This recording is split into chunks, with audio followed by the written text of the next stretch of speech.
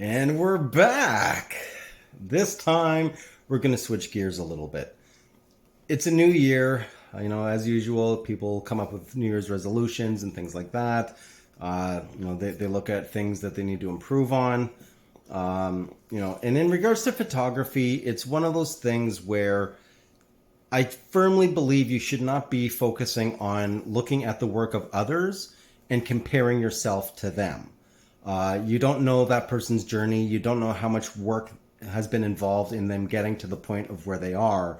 You can look at the images and be blown away, but you don't know how many hundreds or tens of hundreds or thousands of hours have been spent honing their skills to get to that level. So I don't think comparing yourself to other photographers is the most ideal way to actually visualize how far you've actually come. The best way to do that is to reflect on what you've done in the past and compare that to how you are now, or even your progression, from the beginning up until a certain point. Just seeing that progression change and improvement between when you started to where you are or where you were in the future from that point. This is getting confusing.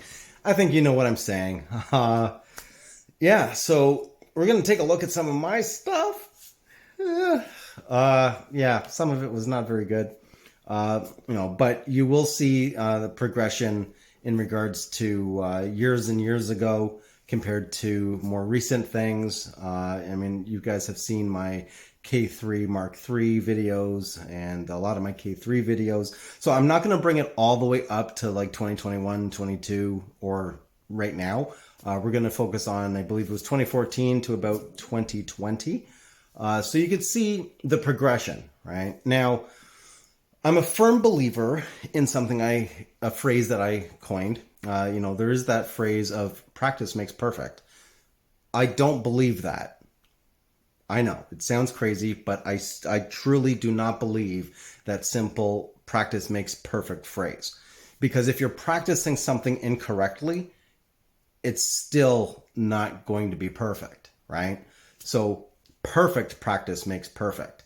And my journey involved a lot of research, a lot of in-depth research in regards to understanding every single element of the camera, understanding how all the different pieces fit together, all the different variables of options and things like that. For example, on Pentax cameras, there is the option of locking the exposure meter to the autofocus point. That makes a difference, right?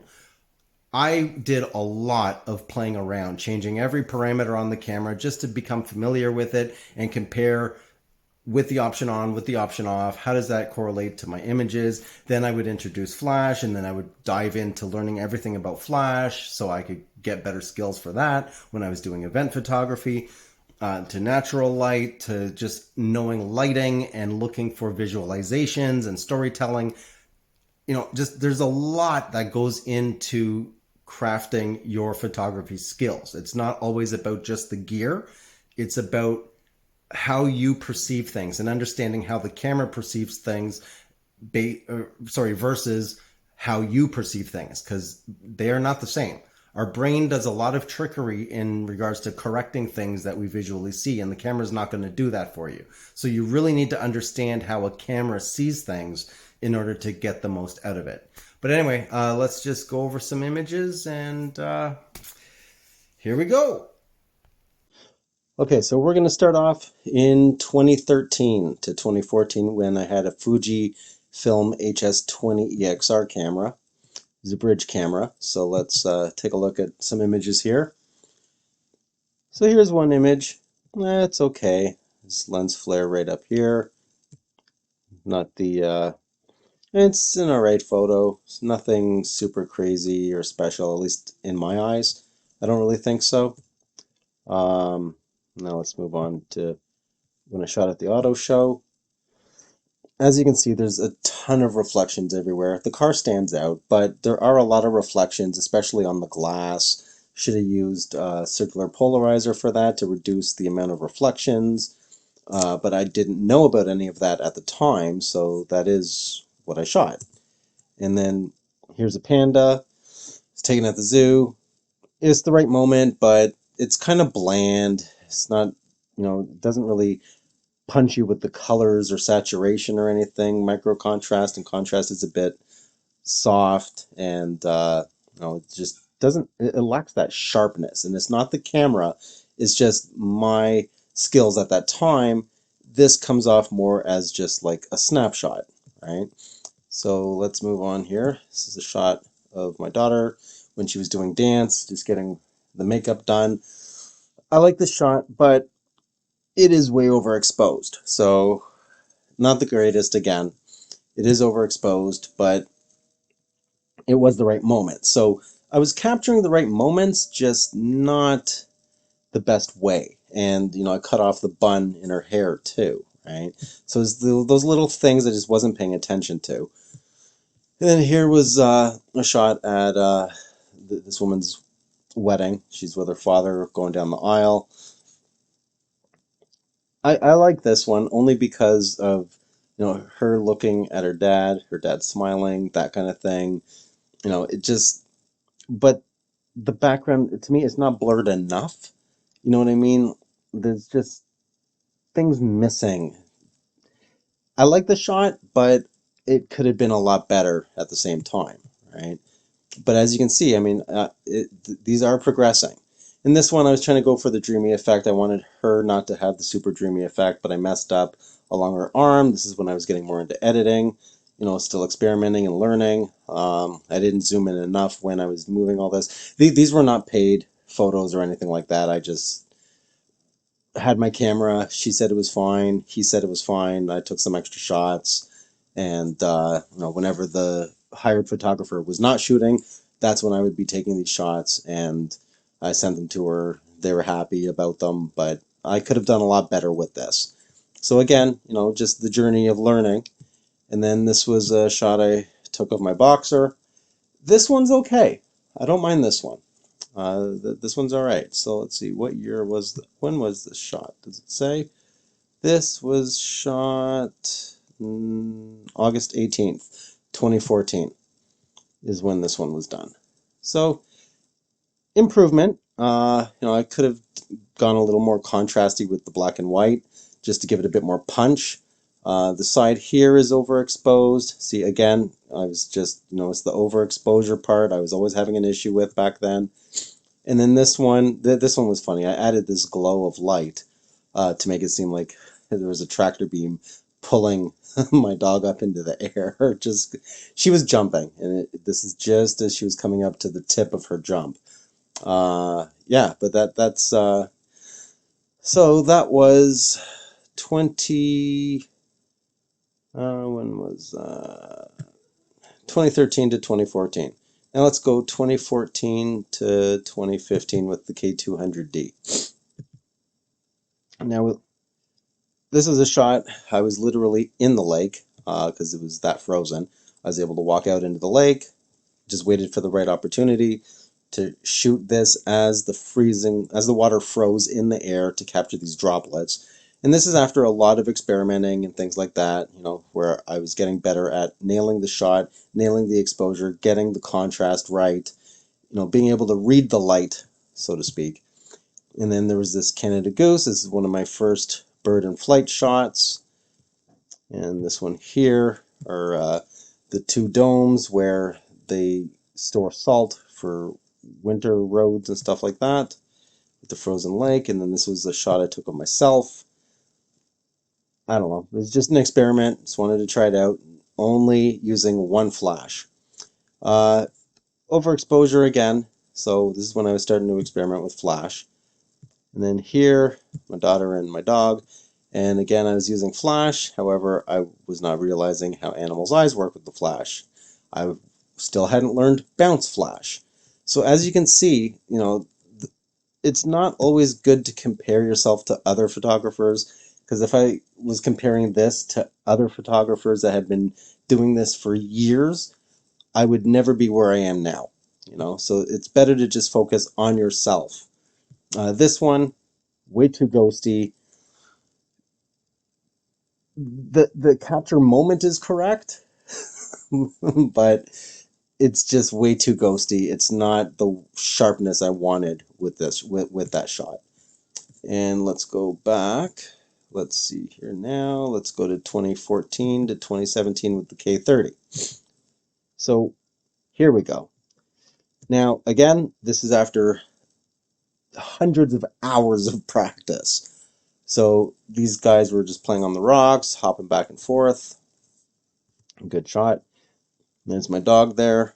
However, I did cut off her paw here. I think this is with the 50mm 1.8. And or actually, no, that may have been with the 8. I think this is with the 1855 WR kit lens. But this was shot with flash. So as you can see, from experimenting and practicing, I was able to figure out how to get the flash to bounce correctly. It's not overexposed. Everything is good, right? There's no green glow in the eyes or anything. And then there's another shot of a Canada goose, totally different than the other shot. And this just goes to show, as as you keep working on your skills and you practice appropriately, you will improve. But you can't know that unless you have something from your past to compare to, so you can see how far you've actually improved. This was shot with flash. This club had no ambient lighting at all. As you can see, there's a candle here. It was basically just candlelight, and you can see some candles here. So this was shot with flash. She's blurred, and I think it's because my 1855 was slightly decentered. She's okay. This one's blurred. It's not a fault of myself as the photographer. It's the lens itself, I believe, was decentered.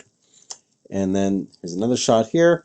I could have done better. I did cut her off a little bit, but I didn't have much room to move back. This is the best I'd be able to get in order to get all three of them all together. Here's another shot. This, way overexposed, flash facing the wrong direction.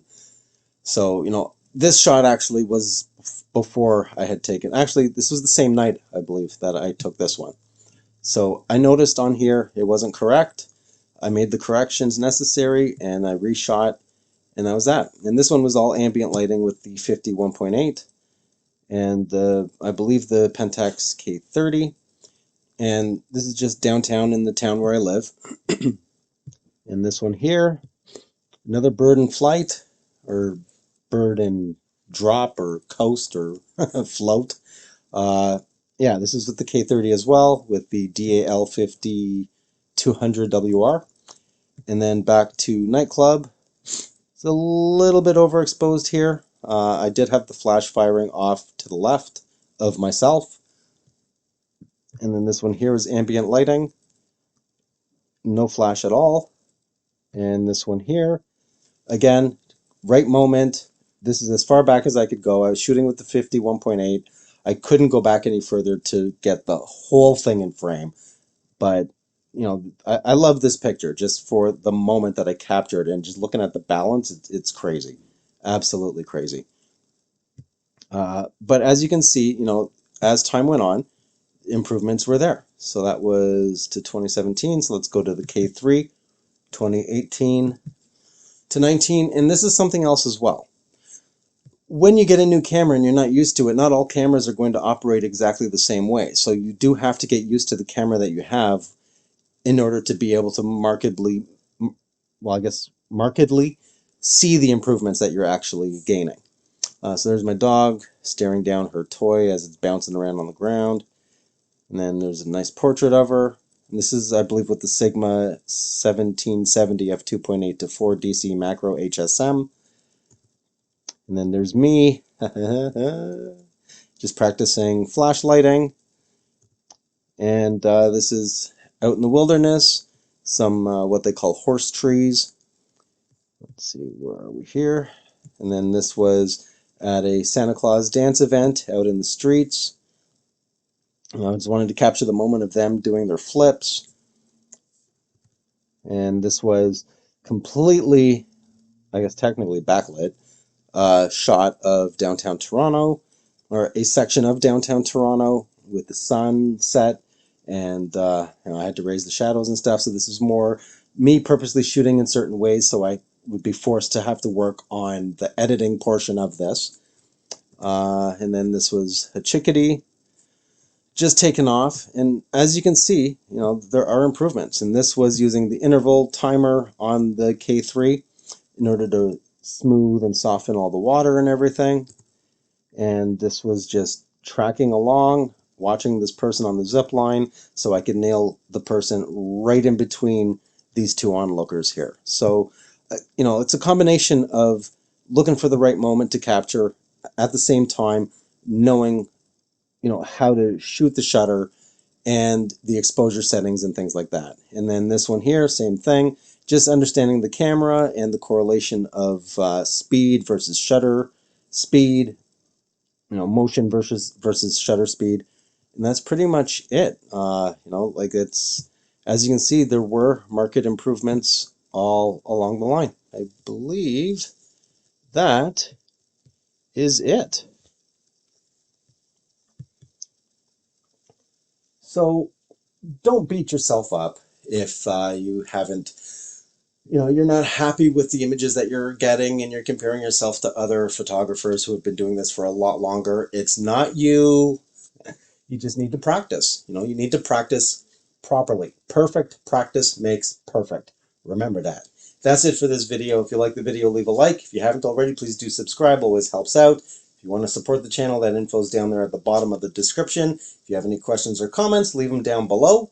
And again, I wish you all the best for this year. It's still early, so happy 2023. And that's it. I'm going to go. You'll see me on my next video. I'm out.